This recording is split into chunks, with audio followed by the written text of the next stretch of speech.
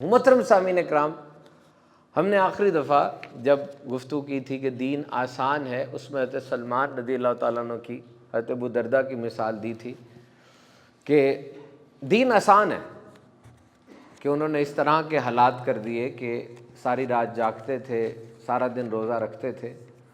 دین واقعی آسان ہے۔ یاد رکھیے نبی پاک صلی اللہ تعالیٰ علیہ وسلم کا فرمان ہے، بے شک دین آسان ہے، بخاری شریف کی حدیث ہے۔ مگر آسان ہونے کا مطلب یہ نہیں کہ ہر بندہ اپنی من مانی کرے۔ کچھ چیزیں حرام ہیں، ہزاروں چیزیں حلال ہیں۔ کچھ جگہوں پہ جانا حرام ہے، ہزاروں جگہوں پہ جانا حلال ہے۔ کچھ کپڑے پہننا حرام ہے، ہزاروں قسم کے کپڑے پہننا حلال ہے۔ حضرت موسیٰ کی شریعت میں ایک دم چیزیں نازل ہوئی تھیں، اس شریعت میں آہستہ آہستہ نازل ہوئی۔ کئی ایسی جگہ تھی جہاں رات کو گناہ کرتے تھے، دروازے پہ صبح گناہ لکھا آ جاتا تھا۔ کپڑا دھلتا نہیں تھا پاکی کے لیے، اس کو جلانا پڑتا تھا۔ دین آسان ہے۔ نبی پاک صلی اللہ علیہ وسلم نے واعظ فرمایا، بعض صحابہ تھے عثمان بن مظعون کے گھر اکٹھے ہوئے اور انہوں نے طے کیا کہ ہم دنیا کو ترک کر دیں گے، ساری رات جاگیں گے، سارا دن روزہ رکھیں گے، عورتوں کو چھوڑ دیں گے، گوشت چکنائی نہیں استعمال کریں گے، ٹاٹ پہنیں گے، بستر پہ نہیں لیٹیں گے۔ نبی پاک صلی اللہ علیہ وسلم نے انہیں اس ارادے سے روک دیا، کیونکہ آیت نازل ہوئی، اے ایمان والو، حرام نہ ٹھہراؤ وہ ستھری چیزیں کہ اللہ نے تمہارے لیے حلال کی، حد سے نہ بڑھو، بے شک حد سے بڑھنے والے اللہ کو ناپسند ہیں۔ کھاؤ جو کچھ تمہیں اللہ نے روزی دی حلال پاکیزہ، اور ڈرو اللہ سے جس پر تمہیں ایمان ہے۔ بڑی حدیث ہے۔ نبی پاک صلی اللہ علیہ وسلم بی بی عائشہ صدیقہ رضی اللہ عنہ کے پاس تشریف لائے، ساتھ سے حضرت حولہ گزری۔ بی بی عائشہ سے کہتی، یا رسول اللہ، اس عورت کے بارے میں لوگ کہتے ہیں ساری رات جاگتی ہے۔ سرکار نے فرمایا، ساری رات جاگتی ہے؟ اپنے آپ پر تنگی نہ کرو، آسانی سے جتنی عبادت ہو اتنی کرو، باخدا رب نہیں اکتائے گا، تم اکتا جاؤ گے۔ حضور مسجد میں تشریف لائے، دو ستونوں کے درمیان رسی بندھی تھی۔ کہا یہ رسی کیسی ہے؟ کہا یہ زینب کی رسی ہے، وہ رات کو عبادت کرتی ہیں، جب تھک جاتی ہے تو رسی کا سہارا لیتی ہے۔ فرمایا نہیں، جب تک آسانی ہو عبادت کرو، جب تھک جاؤ تو اس وقت بیٹھ جاؤ۔ Now try to be very much clear about this universal religion Islam۔ حضرت عبداللہ فرماتے ہیں کہ میں ہر روز روزہ رکھتا اور ہر رات کو قرآن مجید کی تلاوت کرتا۔ میرے آقا علیہ الصلوۃ والسلام نے فرمایا کہ تم مہینے میں 3 روزے رکھا کرو۔ عرض کی حضور میرے پاس اس سے زیادہ کی طاقت ہے؟ آقا نے فرمایا حضرت داؤد علیہ السلام کے روزے رکھا کرو، وہ اللہ کے سب سے برگزیدہ بندے ہیں۔ کون سے روزے؟ ایک دن روزہ رکھو، ایک دن روزہ نہ رکھو، اور قرآن مجید 30 دن میں ختم کرو۔ کہا حضور میں اس سے زیادہ کی طاقت رکھتا ہوں۔ 20 دن میں ختم کرو۔ کہا حضور میں اس سے زیادہ کی طاقت رکھتا ہوں۔ 10 دن میں ختم کرو۔ کہا میں اس سے زیادہ کی طاقت رکھتا ہوں۔ حضور نے فرمایا تم 7 دن میں ختم کرو، اور سنو، تمہاری بیوی کا تم پہ حق ہے، تمہارے مہمانوں کا تم پہ حق ہے، اور تمہارے جسم کا تم پہ حق ہے۔ We need to be very clear that دین آسان ہے۔ حلال چیزوں کو اکثر اوقات ہم دیکھتے ہیں بعض بزرگوں کی حیات طیبہ میں انہوں نے ترک کیا ہے، دیکھتے ہیں نا، حلال چیزوں کو ترک کیا ہے۔ یہاں پر یہ اس کی دلیل یہ ہے کہ بعض اوقات ڈاکٹر بھی ہمیں ایسی چیزوں سے منع کر دیتا ہے بیماری سے بچنے کے لیے جو حلال ہوتی ہیں۔ شوگر والے کو چینی منع ہو جاتی ہے، بلڈ پریشر والے کو نمک منع ہو جاتا ہے۔ تو یہ بزرگان دین اپنے نفس کی بیماریوں کو دور کرنے کے لیے حلال سے کنارہ کشی کرتے ہیں۔ لیکن جو ایسا کرتا ہے، حلال کے بارے میں رویہ شدید کرنے کا اس کو حکم نہیں ہے کہ وہ رویہ رکھ لے کہ یہ نہیں کھانی۔ تو محترم سامعین کرام، یہ ہمارا پیارا پیارا دین اسلام ہے۔ مسلم شریف کی بڑی پیاری حدیث، نبی پاک صلی اللہ علیہ وسلم اور ایک صحابی آپس میں گفتگو کر رہے تھے، گفتگو ہو رہی تھی۔ سرکار نے فرمایا دیکھ، نیکی اور بدی کے بارے میں تو پوچھ رہا ہے، میرا صحابی ہے، نیکی تو تو نے کرنی ہے اور بدی سے تو بچے گا، ایک بات کا خیال رکھنا، and this one sentence is the most important in the life of every Muslim۔ میں سمجھتا ہوں کہ یہ جملہ میرے آقا علیہ الصلوۃ والسلام کا ہر مسلمان کے لیے انتہائی اہم ہے۔ in this materialistic world، جب ہمارے مفاد سب سے زیادہ آگے ہوتے ہیں، اور ہم جب بھی فیصلہ کرتے ہیں دوسرے کی پریشانی سے بھی فائدہ اٹھانے کی کوشش کرتے ہیں۔ جملہ کیا تھا؟ نیکی تو تو کرے گا، بدی سے تو بچے گا، ایک بات کا خیال رکھنا کہ لوگ تیری شر سے بچے، تیری شر سے لوگوں کو نقصان نہ ہو۔ دیکھو ہر بندے میں خیر بھی ہوتی ہے، شر بھی ہوتی ہے۔ جب آپ کا موڈ ٹھیک ہے تب تو بڑی خیر ہی خیر ہے، جب موڈ خراب ہوتا ہے تب کیا ہوتا ہے؟ لے لو میرا جملہ، یہ بڑا بدنصیب ہے وہ انسان جس کا غصہ کوئی گناہ کرنے کے بعد ہی ٹھنڈا ہوتا ہے۔ Never mix your bad mood with the bad words, اپنے برے موڈ کو برے الفاظ کے ساتھ ملا نہ دینا، بڑی گندی ڈش تیار ہوگی۔ کیونکہ موڈ تو نیوروٹیسزم ہے، اوپر نیچے موڈ ہوتا رہتا ہے، جملے جو بول دیے وہ نہیں اوپر نیچے ہوں گے، وہ کھب گئے۔ اپنی شر سے بچانا لوگوں کو۔ شریعت کا ایک بڑا پیارا اصول سنو، بڑا پیارا اصول سنو۔ کسی کا یہ دل چاہ رہا ہے میں دوسرے کو نقصان پہنچاؤں اور وہ دوسرے کو نقصان نہیں پہنچاتا، دیکھیں ہوا تو کچھ بھی نہیں ہے، اندر ہی اندر ہو رہا ہے۔ دل چاہ رہا تھا نقصان پہنچاؤں اور نقصان نہیں پہنچا رہا، فرمایا اسے صدقے کا ثواب ہوگا، اس کو 3 فائدے ملے۔ نمبر 1 گناہ سے بچا، نمبر 2 اللہ کے عذاب سے بچا، نمبر 3 اس کے نامہ اعمال میں نیکی بھی لکھی گئی۔ بزرگوں کا کہنا ہے، اور کیا ہی خوبصورت بات ہے، اگر کسی کو خوشی نہیں دے سکتے تو غم بھی نہ دو، اگر کسی سے دوستی نہیں کر سکتے تو اس سے دشمنی بھی نہ کرو، اور اگر کسی کی تعریف نہیں کر سکتے تو اس کی برائی بھی نہ کرو۔ تو یہ جو لوگوں کو تکلیف پہنچاتے ہیں، دل آزاری کرتے ہیں، ان کے لیے ویل ہے، یہ جہنم کی ایک بڑی گہری وادی ہے جہاں آگ ہے۔ یہ ان لوگوں کے لیے جو عیب جو اور عیب گو ہیں، عیب جو ٹٹولتے رہتے ہیں، ڈھونڈتے رہتے ہیں اس میں برائی کہاں ہے، اور عیب گو جب برائی پتہ چلتی ہے اس کا ڈنڈورا پیٹتے ہیں، ہر ایک کو بتاتے ہیں کہ اس میں یہ برائی ہے۔ There is no small or no big۔ نیکی چھوٹی سمجھ کے چھوڑنا نہیں، گناہ چھوٹا سمجھ کے کرنا نہیں۔ قیامت کے دن جب ترازو لگے گا، ایک جوں کے انڈے کے برابر بھی نامہ اعمال ہلکا پڑ گیا نا، آواز آئے گی فلاں کا بیٹا نامراد ہو گیا۔ جوں کے انڈے کے برابر بھی آواز آئے گی فلاں کا بیٹا نامراد ہو گیا۔ اپنی شر سے بچاؤ۔ پیاز کھایا ہے، مسجد میں آنے کی اجازت نہیں ہے، کیوں اجازت نہیں ہوگی بھلا؟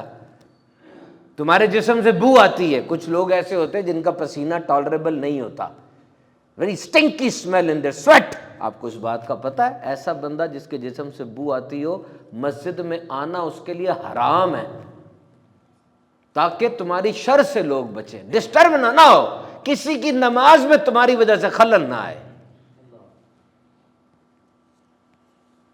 تمہاری شر سے لوگ بچ جائیں۔ یقین کریں کئی عورتیں یہ تمنا کرتی ہیں کہ بس جتنی زندگی ہے نا اس شوہر کے ساتھ گزر جائے، بس کیا کروں میں، گزرنی ہے، اب طنز کرتا ہے، حقوق پورے نہیں دیتا۔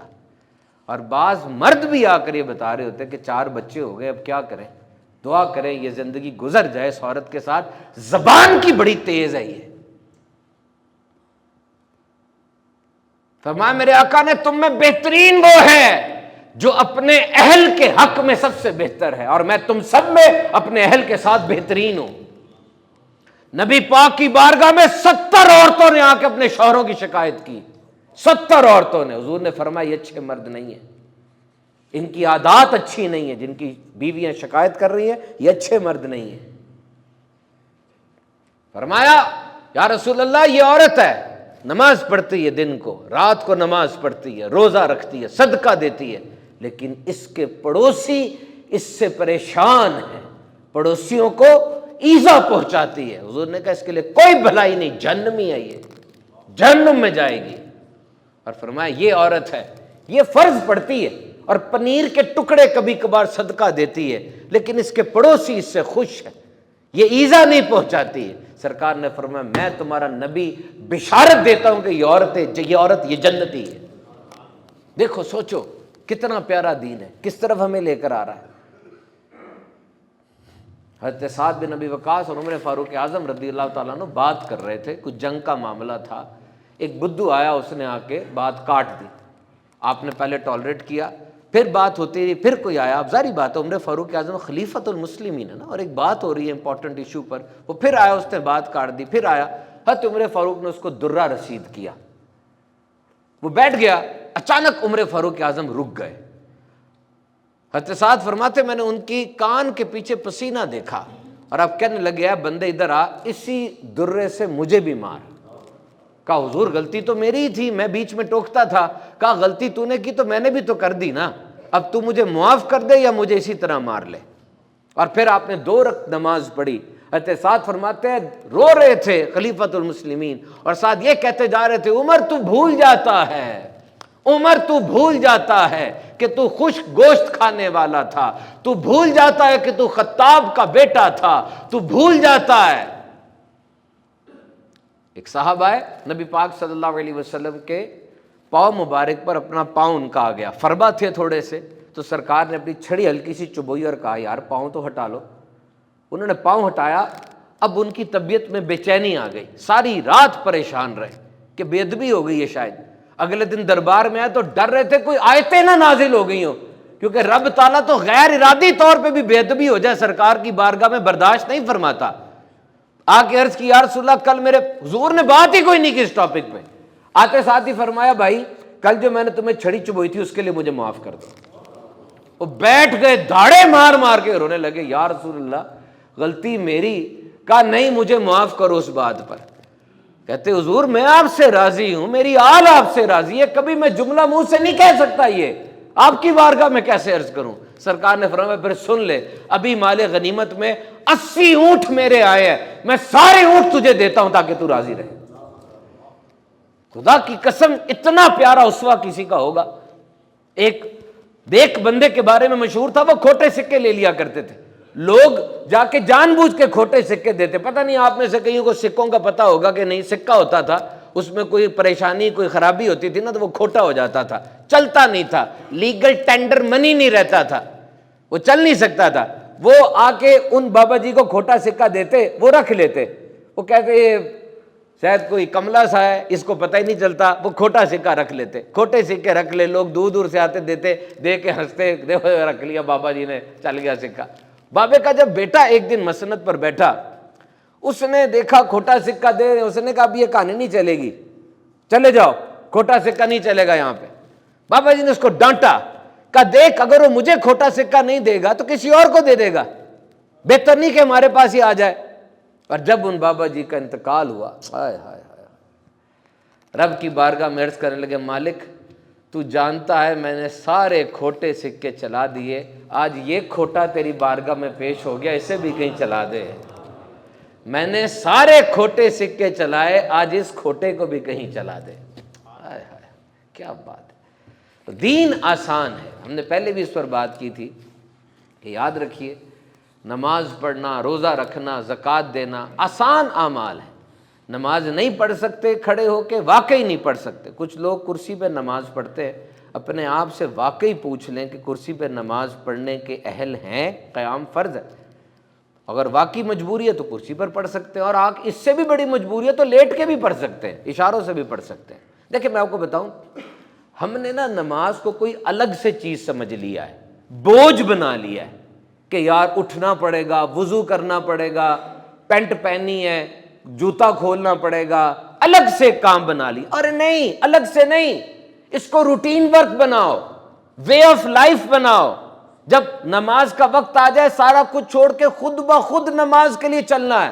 اپنے آپ کو نماز کے ٹائمنگ کے حساب سے ایڈجسٹ کرو نا۔ آج کل صبح 5:40 پر ہو رہی ہے فجر کی جماعت اور 1:30 بجے ہو رہی ہے ظہر کی، یہ 7-8 گھنٹے کا فرق بنتا ہے، تو کچھ کرو، کاروبار، معاش، نوکری۔ اور 1:30 بجے کے بعد 3:45 بجے عصر کی جماعت ہو رہی ہے، چھوٹا کوئی کام رکھ لو اس میں، اور اس کے بعد عصر ہو رہی، مغرب ہو رہی ہے 5:10 پہ، 5:11 پہ، اور چھوٹا کوئی کام رکھ لو۔ مجھے بتاؤ پلاننگ کی اور شارٹ ٹرم گول سیٹنگ کی اس سے بڑھ کر کیا تربیت ہوگی؟ काम एडजस्ट कर लो ना उस हिसाब से। और जिस भी हालत में हो, फोन पे हो, चैट कर रहे हो, इन हाउस मीटिंग में हो, क्लाइंट के साथ हो, बॉस के साथ बैठे हो, वर्क फ्रॉम होम है, वर्क फ्रॉम ऑफिस है, सीज, पॉज, नमाज का वक्त हो गया। दो बातें सोचनी यहां पे। एक, देखो मुझे मेरे रब का बुलावा आया है, फलाह का बुलावा आया है, मुझे मेरे रब ने बुलाया है। और दूसरा, अगर ये मेरी जिंदगी की आखिरी नमाज हो तो अभी बताओ, अभी मौत आ जाए, अभी इसी वक्त मौत आ जाए, अगर क्या है हमारे पास? बताओ जरा। आ सकती है ना? इस वक्त फौरन आ सकती है मौत। अगर अभी मौत आ जाए, क्या है हमारे पास? क्या इकट्ठा किया है? यह सोच के वो नमाज पढ़ो। कम से कम नमाज को इतनी तो इंपॉर्टेंस दो ना, जैसी कारोबारी आदमी नोट गिनते हुए देता है, जैसी मुलाजिम पेशा आदमी तनख्वाह के वक्त लेता है, जैसा स्टूडेंट मेडल पहनते हुए लेता है, इतनी तो इंपॉर्टेंस दो ना। देखो आज 17 नवंबर है, असर का वक्त गुजर रहा होगा ना, आपके जिस्म पे कपकपी तारी होनी चाहिए, दिल बैठना शुरू हो जाए कि नमाज का वक्त गुजर रहा है। 17 नवंबर की असर अब मेरी जिंदगी में नहीं आएगी, गुजर गई, अब मेरी जिंदगी में नहीं आएगी। इतनी इंपॉर्टेंस तो दो। और अपने आप से रीजनिंग किया करो, अपने आप को समझाया करो कि मेरा कुरान, सच्चा कुरान, जिसमें हर खुश्क और तर चीज का है बयान, वो कुरान जो मुझे जान से ज्यादा अजीज है, जिसकी कोई नामूस में इस तरह की हरकत करता है मेरा सीना चिर जाता है, उस पाक सच्चे कुरान के अंदर 700 बार नमाज का जिक्र आया, 80 बार सरीहन जिक्र आया। ये नमाज दीन का सतून है। मैं दीनदार आदमी हूं ना, तो मैंने सतून गिरा दिया, पूरा बिल्डिंग ही मुनहजम हो जाएगी। तौहीद और रिसालत की शहादत अहम तरीन, उसके बाद नमाज है। और याद रखना, ये मैंने पूरी फिजियोथेरेपिस्ट के साथ बैठ के बात की है, मेरा पॉडकास्ट है मेरे यूट्यूब चैनल के ऊपर। फिजियोथेरेपिस्ट बताते हैं कि नमाज से ज्यादा हल्की फुल्की एक्सरसाइज ही कोई नहीं है। नमाज पढ़नी अल्लाह की रिजा के लिए, लेकिन देखो फिजियोथेरेपिस्ट कहते हैं एक्सरसाइज दो तरह की होनी चाहिए। नंबर एक, हल्की फुल्की हो, थकाए ना, और इस्तकामत के साथ हो। एक दो दफा की एक्सरसाइज का तरह फायदा नहीं होता। और नमाज में इससे बढ़कर क्या होगा? इस्तकामत कितनी है? रोज 5 दफा पढ़ रहे हो। और एक जदीद तहकीक मैंने पढ़ी, आज मैं पढ़ के आया हूं सुबह जब मैं बयान तैयार कर रहा था, कोलेस्ट्रॉल से बचाती है ये। इसके औकात ऐसे हैं। Cholesterol is a vaccine fat light substance. हमारे जिस्म के अंदर 36 खरब खलियों में कोलेस्ट्रॉल मौजूद है। ये बड़ा जरूरी है, हार्मोन्स इससे बनते हैं, विटामिन डी भी कोलेस्ट्रॉल से बन रही होती है। लेकिन अगर ये बढ़ जाए, खून की शरियानों में, खून की वेन्स और कैपिलरीज वगैरह में जम जाती है, खून के वेसल्स के अंदर। जैसे पानी के पाइप में गंद फंस जाए, पानी फ्लो नहीं करता, कोलेस्ट्रॉल अगर फंस जाए, अब ब्लड वहां से फ्लो नहीं करेगा, थ्रोम्बोसिस आ सकता है, फॉलेज आ सकता है, हार्ट अटैक हो सकता है।